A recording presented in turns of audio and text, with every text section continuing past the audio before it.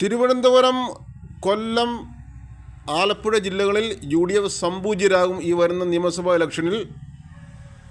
അതിൽ UDFന് വലിയ പരിഭ്രാന്തിയുണ്ട്.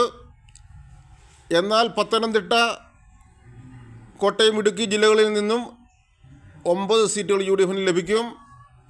എറണാകുളം ജില്ലയിൽ നിന്ന് 9 സീറ്റുകൾ UDFന് ലഭിക്കും. തൃശ്ശൂർ, പാലക്കാട് ജില്ലകളിൽ നിന്നും UDFന് 1 സീറ്റ് പോലും ലഭിക്കില്ല. മലപ്പുറം ജില്ലയിൽ നിന്നും 13 സീറ്റുകൾ UDFന് ലഭിക്കും. കോഴിക്കോട് ജില്ലയിൽ നിന്ന് 4 സീറ്റുകൾ UDFന് ലഭിക്കും.